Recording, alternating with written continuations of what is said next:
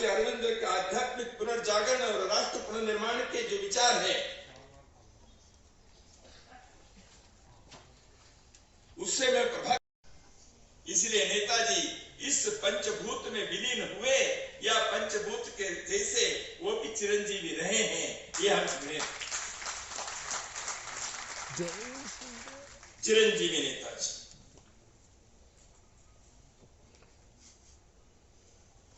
Indian national army, अभी उसका national song यहां हमने सुना, लेकिन नेताजी अपने विद्यार्थी जीवन में टेरिटोरियल आर्मी में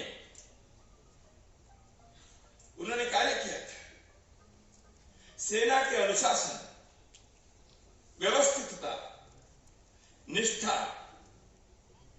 समर्पण भाव, साहसिक वृत्ति, इन बातों को उन्होंने टेरिटोरियल आर्मी में कार्य करते हुए अपने विद्यार्थी जीवन में, अपने व्यक्तित्व में प्राप्त किया था।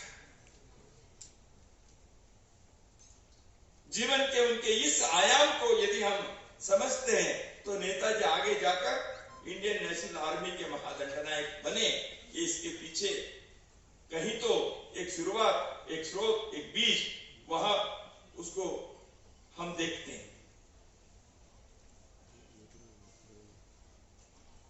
मित्रों, नेताजी के समग्र जीवन के बारे में तो यहां कहने की आवश्यकता इस सभागार में नहीं है। एम.यू.आर. शास्त्री जी ने 380 पृष्ठों में जो लगभग 43 अध्यायों में नेताजी के बारे में थोड़ा बीच बीच में देखते रहा, क्योंकि जैसे मैंने कहा लगातार तेलुगु पढ़ना मेरे लिए इतना अभ्यास नहीं होने के कारण, परंतु this is a book based on pure academic research and a passion for history and the personality of Netaji. This is the product of these things. Shastri garu एक पत्रकार होने के नाते, एक लेखक होने के नाते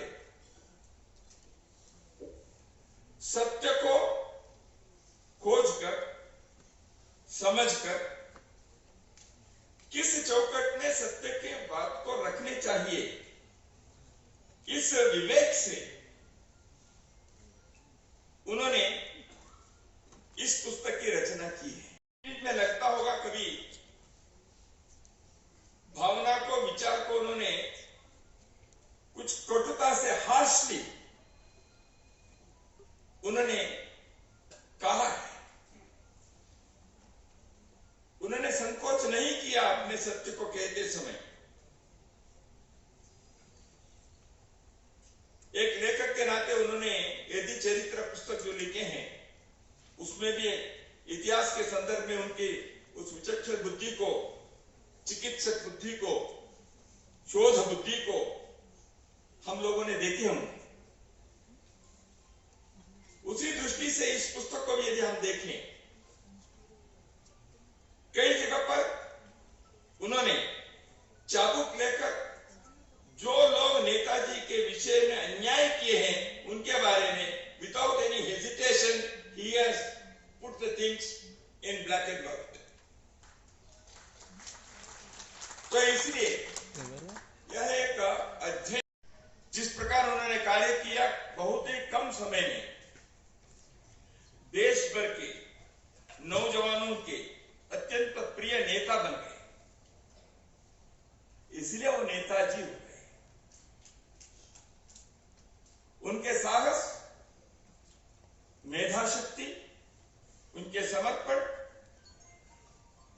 और एक रणनीतिकार के उनके जो व्यक्तित्व था, वो इन सब के कारण कांग्रेस के नेतृत्व के पहली पंक्ति में वो पहुंच गए बहुत कम आयु में।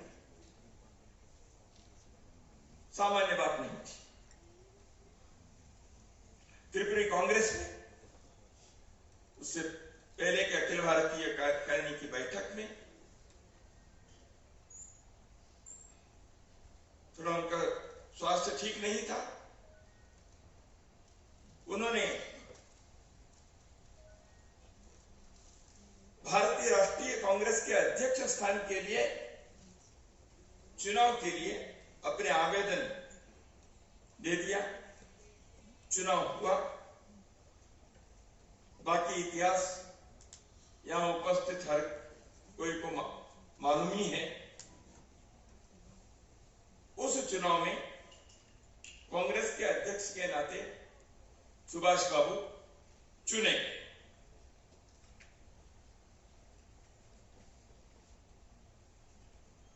अध्यक्ष को कार्यकारिणी की घोषणा करनी पड़ती है, अपनी टीम को घोषणा करनी नहीं कर पाए। उस समय के बाकी लोगों ने जो बाधा डाली, इस कारण से नेताजी अध्यक्ष के नाते आगे नहीं बढ़ सके। महात्मा गांधी जी ने कहा, पट्टाभी सीतारामैया मेरे कैंडिडेट है, वो हार गए थे। Netaji was elected, but the elected president could not form his team. Mahatma Gandhi ji के प्रति एक शब्द न कहते हुए अत्यंत आदर और सम्मान से, इसलिए इसकी आवश्यकता है। नेताजी के बारे में सुनते तो विवेकानंद के बारे में कहते हैं कि वो सन्यासी योद्धा थे। विवेकानंद एक सन्यासी योद्धा थे, नेताजी योद्धा सन्यासी थे।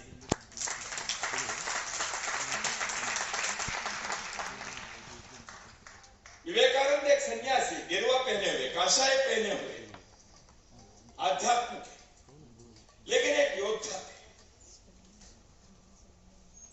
नेताजी इंडियन नेशनल आर्मी के कमांडर इन चीफ, एक योद्धा, लेकिन मन के अंदर एक आध्यात्म भाव। सिंगापुर में रहते समय कई बार रामकृष्ण मठ में जाकर वहां के स्वामी जी के सामने बैठकर उनसे मार्गदर्शन लेते। प्रतिदिन सोने के पूर्व रात्रि भगवत गीता के कुछ श्लोक, एक अध्याय वो पढ़कर सोते थे।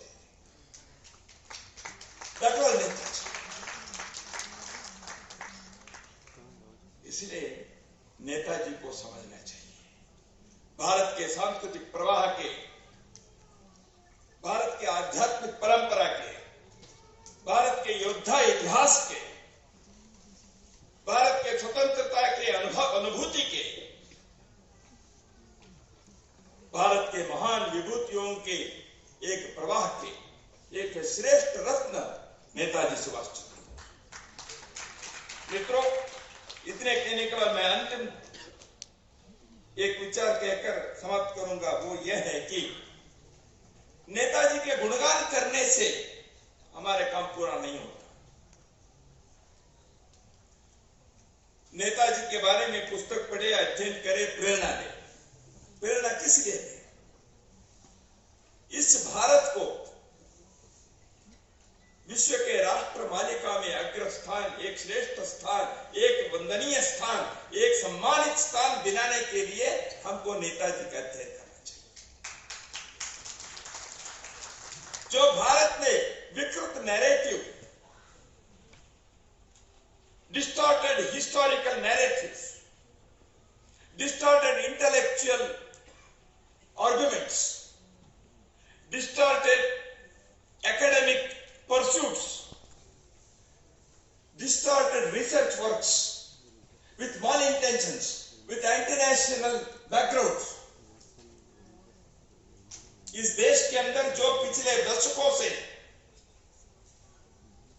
एक षड्यंत्र के तहत भारत को टुकड़े टुकड़े करने के लिए, भारत के आध्यात्मिक प्रवाह को नकारने के लिए, भारत के सामाजिक परंपरा इतिहास को विकृत ढंग से प्रस्तुत करने के लिए जो कुछ लोगों ने प्रयत्न किया है, उसको मिटाकर सही भारत के सही दृश्य को, सही इतिहास को, सच्चे इतिहास को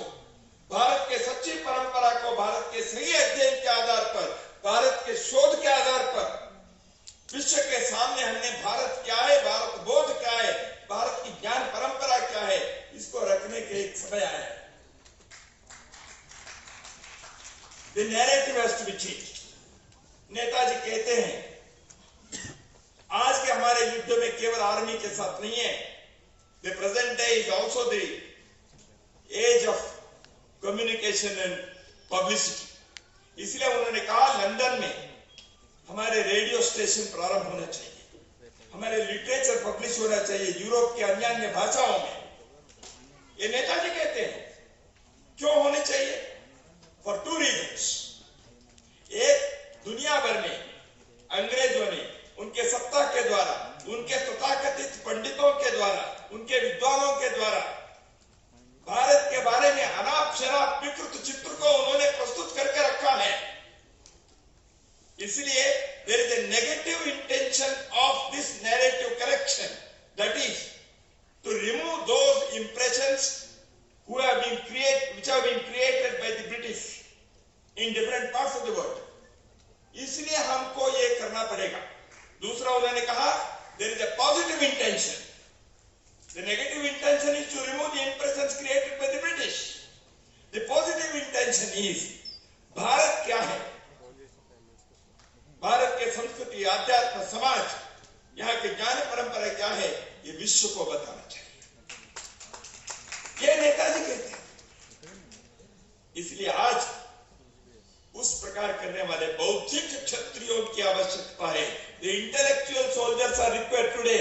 It is not the Indian National Army soldiers today to fight against the British Army, but it is the intellectual soldiers. A new army is required to fight against the army and those people who are distorting Indian narratives. इसलिए नेताजी सुभाष चंद्र बोस की जीवन हमें प्रेरणा दे।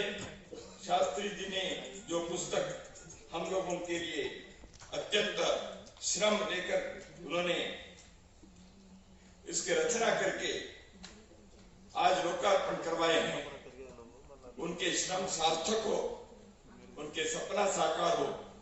नेताजी और उनके साथ इस देश के लिए अपने जीवन समर्पण करने वाले लोगों के जीवन के जो सपने थे वह स्वर्णिम ढंग से अपने आंखों के सामने हमारे जीवन के काल में सार्थक रूप से साकार होने के लिए हम प्रण ले, संकल्प ले। यही इस कार्यक्रम का आयोजन का उद्देश्य है, ऐसे मैं मानता हूं। बहुत बहुत धन्यवाद। जय